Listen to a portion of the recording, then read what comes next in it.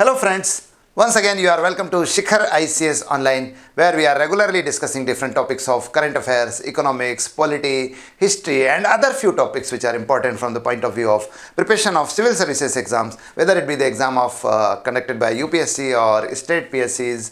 We are discussing all these topics for the sake of, for the help of, for the convenience of our students. Friends, पिछले दिनों से एक चीज़ जो है चर्चा में है वो तो है ही कि सब लोकसभा का चुनाव होने वाला है और लोकसभा को चुनाव को लेकर काफ़ी हलचलें हो रही है। पार्टीज़ जो है अपने कैंडिडेट्स जो है उनको उतार रही है मैदान में। अब थोड़े दिन बाद घोषणा पत्र भी आएगा, लेकिन एक चीज़ की बड़ी चर्चा हो रही है और वो है वन नेशन वन इलेक्शन, एक राष्ट्र एक निर्वाचन। इस कॉन्सेप्ट की बड़ी चर्चा हो रही है। आपने देखा होगा कि रिसेंटली एक हाई लेवल कमेटी ने इस पर अपनी रिकमेंडेशंस का जो है जमा की है, प्रस्तुत की है और उस कमेटी के अध्यक्ष थे हमारे एक्स प्रेसिडेंट कोविंद साहब। और कोविंद साहब के अलावा इसमें दूसरी पार्टीज़ के रिप्रेजेंटेटिव्स भी थे, खासतौर पे बीजेपी के अमित शाह थे या कांग्रेस के अधीर रंजन चौधरी थे या नेता प्रतिपक्ष जो उस समय थे गुलाम नबी आज़ाद वो भी थे और संविधान के विशेषज्ञ सुभाष कश्यप जैसे कई लोगों को इसमें इंक्लूड किया गया था। उस कमेटी ने अपनी एक रिपोर्ट अभी रिकमेंडेशंस जो है वो जमा की है regarding the one nation one election concept. तो आज हमारी चर्चा का विषय यही वन नेशन वन इलेक्शन होगा कि ये होता क्या है, ये क्यों ज़रूरी है भारत के लिए, ये किस प्रकार से लागू किया जा सकता है और इसको लेकर क्या आपत्तियां हैं। आप देख रहे हैं शिखर आईसीएस चैनल और मैं हूं आपका फ्रेंड सुनील सिंह। तो फ्रेंड्स आगे बढ़ें उसके पहले मैं आपसे एक रिक्वेस्ट करना चाहता हूं, जैसा कि हमेशा ही कहता हूं कि एक तो इस वीडियो को आखिरी तक देखिएगा क्योंकि बड़ा इंटरेस्टिंग वीडियो है और आप आखिरी तक देखेंगे तो पूरी तरह से सब्जेक्ट को समझ पाएंगे। दूसरी चीज़ यह है कि अगर आपको ये वीडियो अच्छा लगता है तो आप इसे लाइक कीजिए, अपने फ्रेंड्स के साथ शेयर कीजिए, particularly the like minded friends, particularly the friends who are preparing for civil services exams. और ये भी कि अगर आपने ये चैनल अभी तक सब्सक्राइब नहीं किया है तो आप इसे सब्सक्राइब जरूर कीजिए और बेल आइकॉन प्रेस कीजिए so that you can get all these videos regularly. तो फ्रेंड्स पहले तो हम ये समझें कि आखिर ये वन नेशन वन इलेक्शन होता क्या है। देखिए वन नेशन वन इलेक्शन जो है it is a kind of synchronization of election process. Synchronization का मतलब ये है कि लोकसभा के चुनाव के साथ ही, लोकसभा के जब आम चुनाव होते हैं, जनरल इलेक्शंस होते हैं, यहाँ जनरल इलेक्शंस भी समझने वाली चीज़ है। जनरल इलेक्शन मतलब जब लोकसभा की सभी सीटों के लिए एक साथ चुनाव कराए जाते हैं 5 साल में, तो उसी जनरल इलेक्शन के साथ ही राज्य की जो विधानसभा है, जो स्टेट लेजिस्लेटिव असेंबलीज़ है, उनके चुनाव भी साथ में ही करा लिए जाए। यानी जब एक चुनाव होगा तो उसमें वोटर 2 वोट डालेगा, एक लोकसभा के अपने रिप्रेजेंटेटिव के लिए, लोकसभा के अपने सांसद के लिए, और दूसरा विधानसभा के प्रतिनिधित्व के लिए या विधायक के लिए वोट डालेगा। जैसा कि पंचायतों में होता है कि जब आप वोट डालते हैं पंचायत में तो एक वोट सरपंच के लिए डालते हैं, एक अपने पंच के लिए डालते हैं, एक आप जनपद पंचायत के प्रतिनिधि के लिए डालते हैं, एक जिला पंचायत के प्रतिनिधि के लिए वोट डालते हैं। वैसे ही आप लोकसभा के चुनाव में भी 2 वोट डालेंगे और एक साथ चुनाव करा लिया जाएगा, लोकसभा का भी और सभी राज्यों की विधानसभा का भी। ये सिंक्रोनाइजेशन ऑफ इलेक्शन जो है, लोकसभा के चुनाव के साथ ही राज्य की विधानसभाओं का चुनाव भी एक साथ करा लेना, ये कहलाता है वन नेशन वन इलेक्शन। तो बड़ी मतलब बहुत पुरानी डिमांड है, ये काफ़ी समय से चली आ रही है। पहले जब नरेंद्र मोदी गुजरात के मुख्यमंत्री थे तब भी उन्होंने इसकी डिमांड की थी, खासतौर पे 2014 में इसके लिए डिमांड की थी और इसके लिए लेटर लिखा था। हमारे जो मध्य प्रदेश के एक्स चीफ मिनिस्टर है शिवराज सिंह चौहान जी, उन्होंने भी जो है इसके लिए राष्ट्रपति को लेटर लिखा था कि वन नेशन वन इलेक्शन होना चाहिए और ये किया जाना चाहिए, इसके लिए आवश्यक सुधार किए जाने चाहिए। तो ये वन नेशन वन इलेक्शन है। देखिए अभी कई देश ऐसे हैं जहाँ पर वन नेशन वन इलेक्शन हो रहा है, वन नेशन वन इलेक्शन हो रहा है।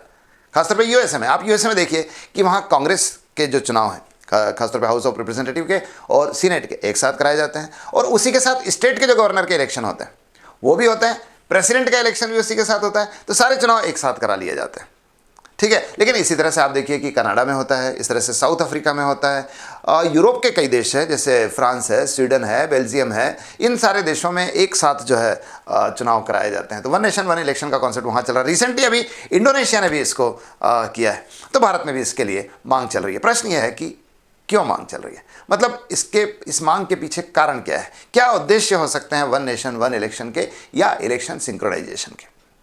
तो कारण की बात करें तो पहला कारण तो यह है कि इससे इलेक्टोरल एक्सपेंडिचर जो होता है वो कम होगा, चुनावी व्यय जो होगा वो कम होगा। अभी आप देखते होंगे कि जब भी लोकसभा के चुनाव होते हैं, आम चुनाव होते हैं, तो आप डेटा पढ़ेंगे कि बड़ी मात्रा में धन खर्च होता है इतना बड़ी चुनावी मशीनरी होती है, इतना सारा जो है प्रचार होता है, इतना सरकार को अपना एडमिनिस्ट्रेटिव जो है मशीनरी जो है डिप्लॉय करनी पड़ती है, तो बहुत बड़ी मात्रा में धन खर्च होता है। रिसेंटली जो लोकसभा के चुनाव 2019 में होते बताया जाता है उसमें 6,000 करोड़ रुपये सरकार के खर्च हुए, apart from the expenditure made by the candidates. इसमें कैंडिडेट के द्वारा किया जाने वाला व्यय सम्मिलित नहीं है, पार्टीज़ द्वारा किया जाने वाला व्यय सम्मिलित नहीं है। तो ये इतनी बड़ी मात्रा में जो है धन खर्च किया जाता है।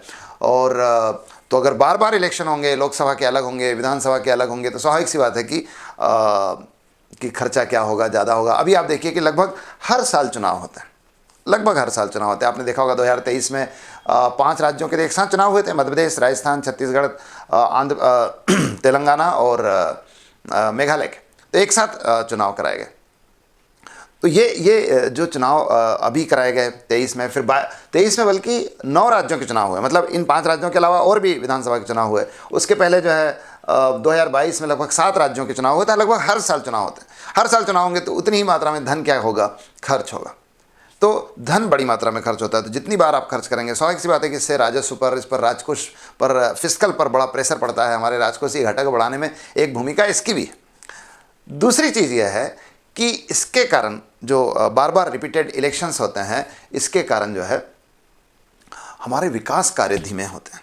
आप देखिए कि जब भी चुनाव होगा, जब भी चुनाव की घोषणा होती है, एक आदर्श आचार संहिता लागू होती है, आइडियल कोड ऑफ कंडक्ट जो है वो लागू होता है। आइडियल कोड ऑफ कंडक्ट का मतलब है कि जब ये इस चुनाव की घोषणा हो जाएगी, अधिसूचना लागू हो जाएगी, तो उसके बाद जो है कोई भी जो सरकार होगी वो किसी प्रकार की नीतिगत घोषणा नहीं कर पाएगी, पॉलिसी डिक्लेरेशन नहीं कर पाएगी।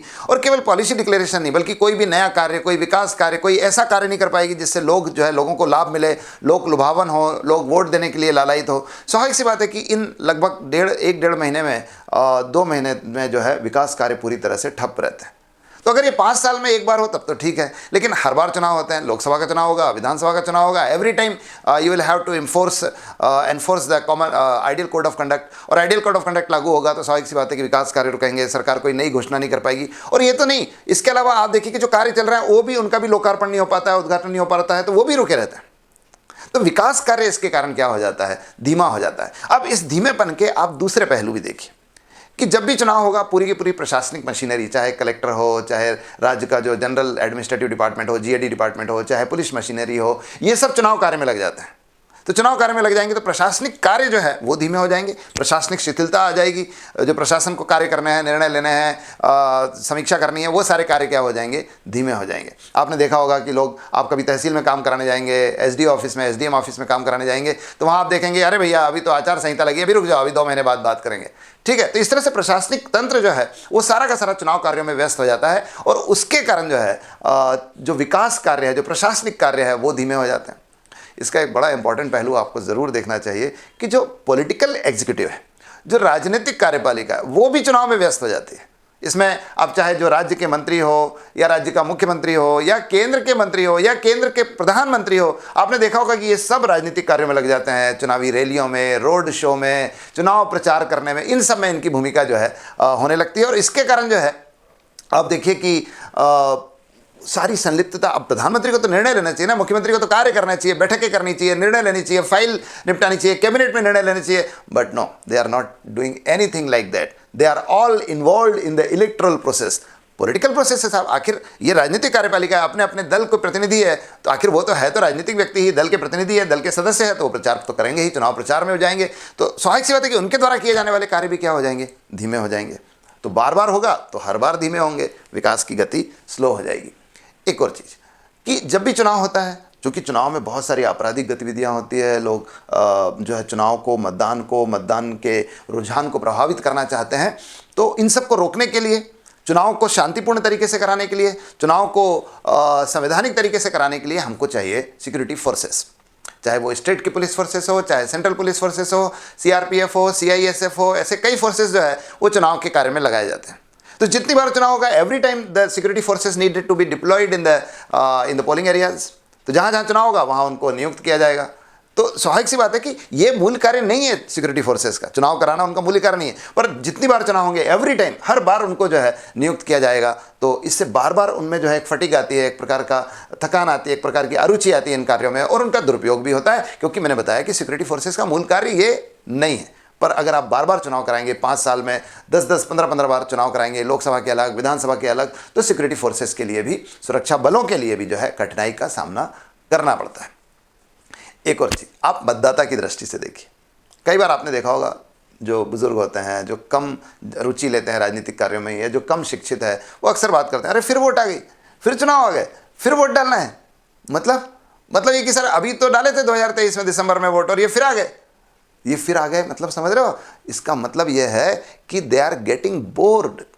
वो इससे, उनमें जो है इससे अरुचि हो रही है, बार बार वोट डालने से, बार बार वोट डालने से। आप देखिए कि मतदाता में रुझान कम होता है, मतदाता में मतदान के प्रति जो उसका जोश है वो कम होता है, और इसका प्रभाव हमको दिखाई देता है in the form of falling voting percentage in the pollings. चुनावों में मतदान का प्रतिशत गिर रहा है। आपने देखा कई विधानसभा चुनाव में, लोकसभा चुनाव में कई बार 50% से भी कम मतदान होता है। इसका मतलब जो चुन के आएगा वो अपने क्षेत्र के 50% लोगों का तो प्रतिनिधित्व कर ही नहीं रहा है। समझ रहे हैं आप? तो अगर इस तरह से अगर मतदान का जो मतदाता का रुझान है वो कमज़ोर हो रहा है, तो उसका भी एक कारण ये है कि चुनाव रिपीटेडली हो रहे हैं, हर साल हो रहे हैं, लोकसभा का चुनाव, फिर अगले साल इसका चुनाव, फिर उसका चुनाव। तो ये इनके कारण भी जो है मांग की जा रही है कि एक साथ चुनाव कराए जाने चाहिए।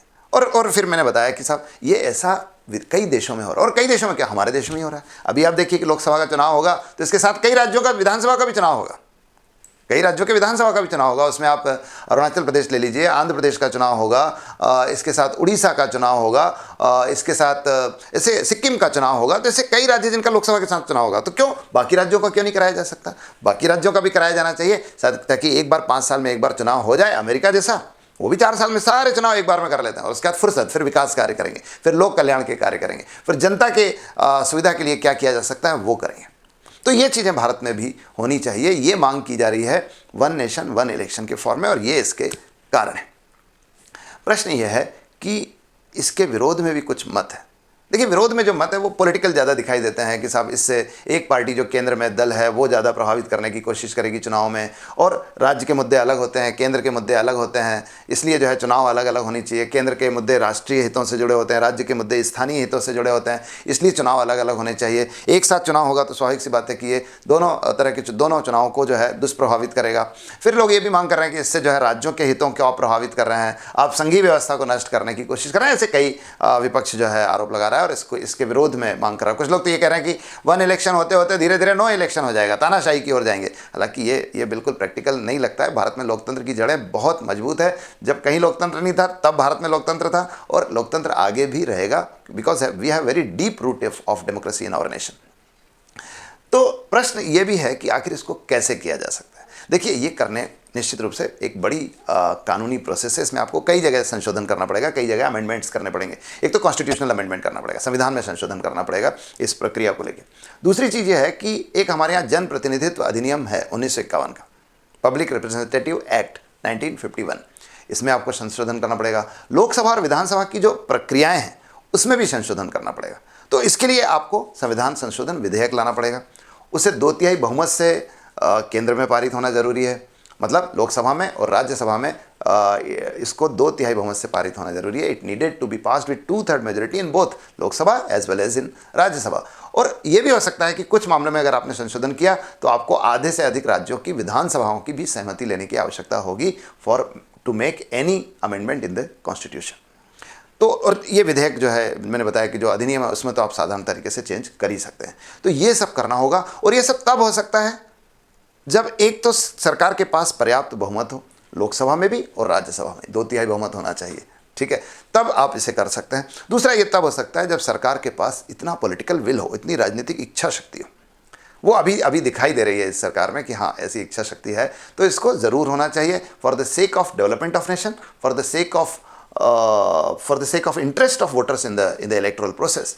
तो ये इस तरह से इसको ज़रूर किया जाना चाहिए, वन नेशन वन इलेक्शन। तो फ्रेंड्स, ये एक वीडियो था वन नेशन वन इलेक्शन पर। आगे भी अगर आप इस तरह के वीडियो देखना चाहते हैं तो आप खुद भी सजेस्ट कर सकते हैं। कोई भी टॉपिक हो, करंट अफेयर्स का हो, इकोनॉमिक्स का हो, पॉलिटी का हो, हिस्ट्री का हो, ज्योग्राफी का हो, या और कोई टॉपिक यू मे सजेस्ट, तो उस पर भी हम लोग वीडियो बनाने का प्रयास करेंगे ताकि आपके लिए और हमारे लिए ये सुलभ हो जाए। Thank you very much. Have a good day.